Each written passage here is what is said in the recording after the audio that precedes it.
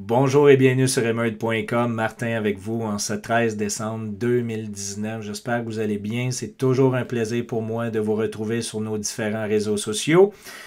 En cette période de tension, d'anxiété, de frustration et de révolte, que ce soit du côté de la France, que ce soit aussi ailleurs dans le monde où nous voyons des soulèvements populaires actuellement, pourquoi ne pas profiter de la période de Noël pour demeurer zen, rester calme, valoriser nos amitiés, notre famille et tout simplement revenir dans le moment présent.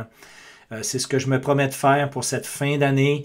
Une année qui a été quand même relativement éprouvante pour plusieurs, et ça depuis plusieurs années, n'est-ce pas, les contrariens, investisseurs proactifs et ainsi de suite. Chose certaine, j'ai la certitude que 2020 nous prépare une année absolument extraordinaire. Et d'ailleurs, c'est ce qu'on va discuter dans les prochaines minutes. Aujourd'hui, je veux revenir sur ce que nous avons entendu, ce que nous voyons du côté de la Fed aux États-Unis. Je vous avais promis de revenir sur les repo rates, le manque de liquidité des banques, et ce, partout à travers la planète en ce moment. Eh bien, ça accélère tel que promis. Et on va regarder ça ensemble dans quelques instants. Une autre décision controversée aussi du côté de l'Union européenne. À quoi s'attendre d'autre? Ce n'est pas la première et ce n'est surtout pas la dernière non plus. Et on va parler aussi de la tendance 2020, de la génération des milléniaux. Je crois que nous, en tant que ce soit Baby Boomers ou Génération X, qui est ma génération, on tend à sous-estimer le pouvoir économique de la génération des milléniaux. Eh bien, on va en discuter à l'instant. Restez des nôtres.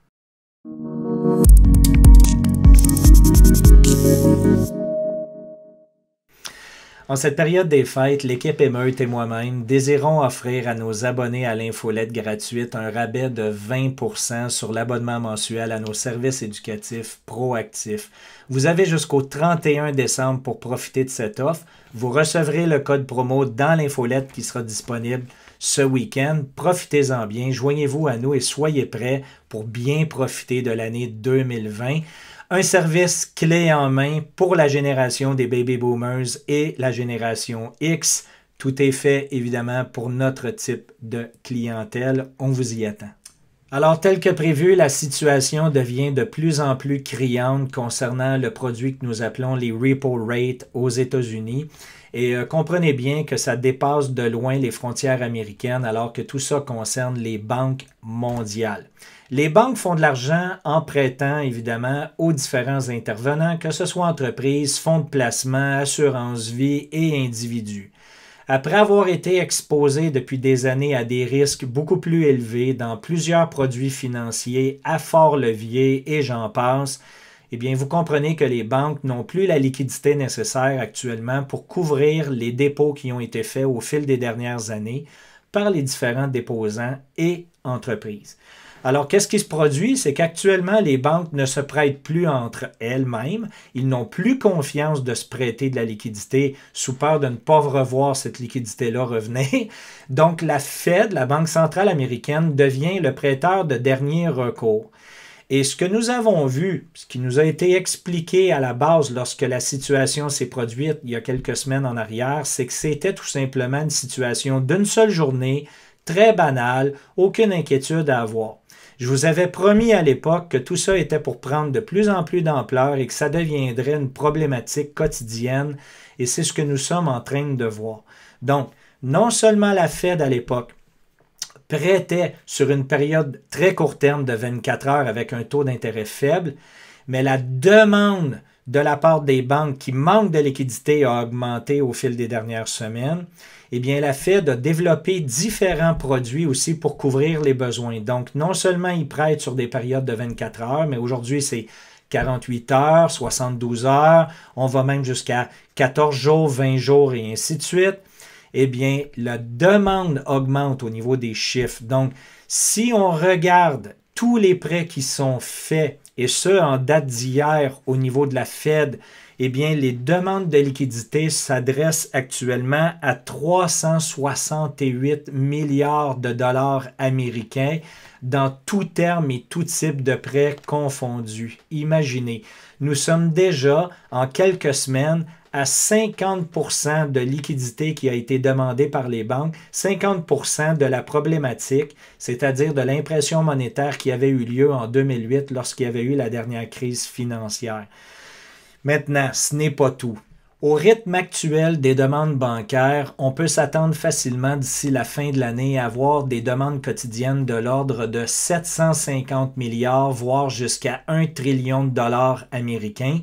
La Fed a déjà disposé et mentionné qu'elle serait prête à déposer un autre 500 milliards si nécessaire pour la mi-janvier 2020.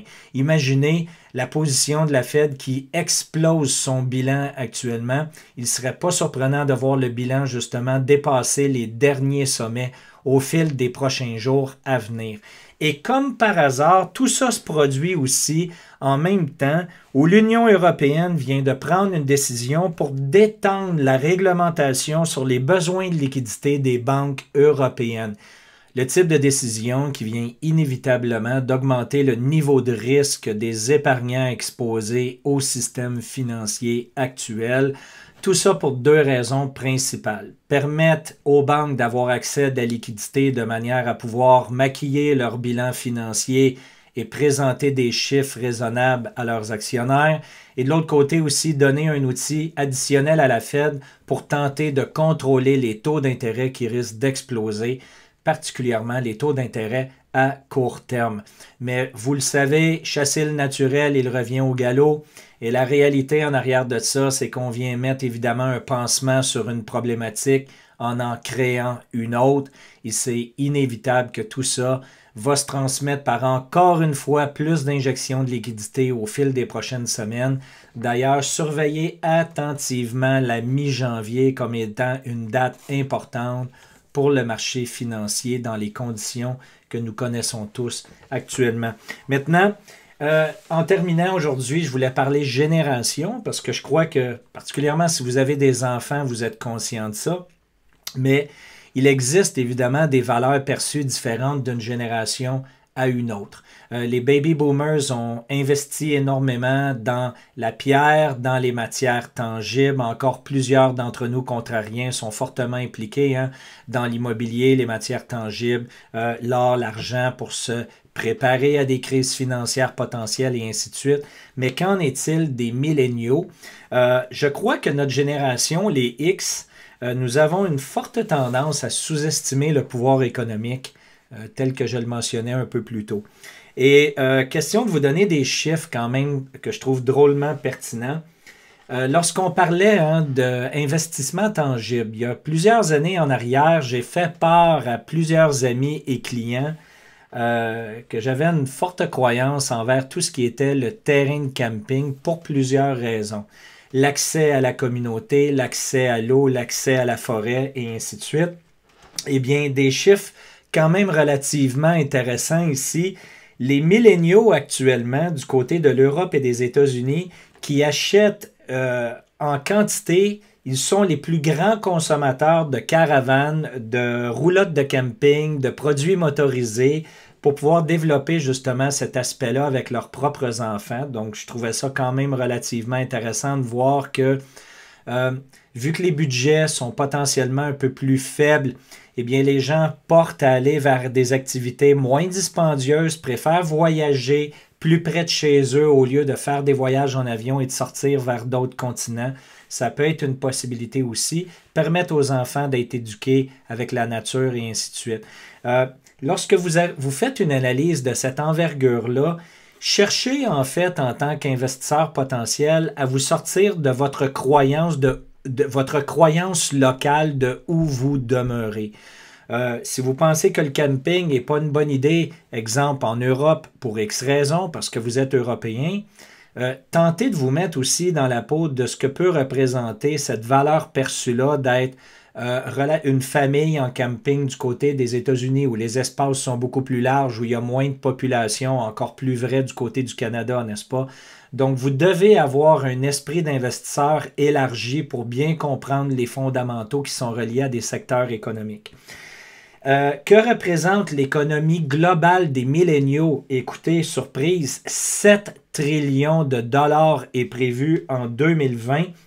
Un sondage aussi qui a été fait par une entreprise qui s'appelle First Data. 71% des milléniaux préfèrent le dentiste que d'écouter des conseils de banquiers. Donc, ça vous en dit long. 92% des milléniaux n'ont pas confiance dans les banques et 33% d'entre eux croient qu'ils n'auront pas besoin d'une banque d'ici les 5 prochaines années. Donc, j'ose espérer que vous comprenez où je cherche à vous guider avec cette information-là, n'est-ce pas? Concernant le prix du Bitcoin, actuellement dans les eaux d'environ 7200 $ US, eh bien, le FOMO, qu'on appelle le Fear of Missing Out, se situe actuellement, selon des sondages qui ont été faits par la firme Fundstrat, à 10 000 $ américains. Donc, lorsque Bitcoin retournera à 10 000 $, c'est vraiment à partir de ce point-là où il y aura une augmentation des capitaux. Et encore une fois, comprenez que la grande majorité des investisseurs dans les devises numériques sont des milléniaux. Je peux comprendre aussi que c'est peut-être pas naturel justement pour la génération X, encore moins pour la génération des baby boomers de vouloir s'impliquer dans les technologies. Mais comprenez bien que c'est les technologies qui sont valorisées par la génération qui pousse en arrière de nous en ce moment. Donc, à ne pas sous-estimer, les amis. Quoi d'autre que j'avais comme information que je voulais? Ben, en gros, c'est pas mal. Les valeurs perçues qui sont différentes entre les générations. L'étude Facebook de 2016 qui confirme que 92% des milléniaux n'ont pas confiance dans les banques. Et les milléniaux ont la croyance de la blockchain remplacera la confiance des institutions financières et remplacera le manque de productivité des différentes entreprises pour augmenter justement la capacité et éliminer la friction. Donc, c'était certains détails. Et le dernier petit point que je voulais partager avec vous, la personne moyenne, et on parle ici au niveau mondial, hein. Encore une fois, il faut sortir du contexte individuel parce que ça peut varier d'un pays à l'autre. Un individu moyen actuellement, selon Fundstrat, dépense 3,5 semaines de revenus tout simplement pour avoir le droit d'utiliser une banque. Donc, matière et réflexion, n'est-ce pas? Sur ce, je vous invite à vous joindre à nous. C'est toujours un plaisir de vous donner des informations dans la vidéo telle qu'aujourd'hui. Pour le reste, écoutez, je vous souhaite une belle période des fêtes. Je vais être avec vous la semaine prochaine. Je vous souhaite une belle période des fêtes si vous n'êtes pas parmi nous avec la prochaine vidéo. Et bien entendu que si vous appréciez, profitez et partagez la vidéo avec les gens de votre entourage. C'est fort apprécié. Merci encore une fois de nous soutenir. Sur ce, je vous embrasse. Je vous souhaite un bon week-end. Et profitez de notre 20% d'escompte et joignez-vous à nos abonnés proactifs. Salut tout le monde. À la prochaine. Bye bye.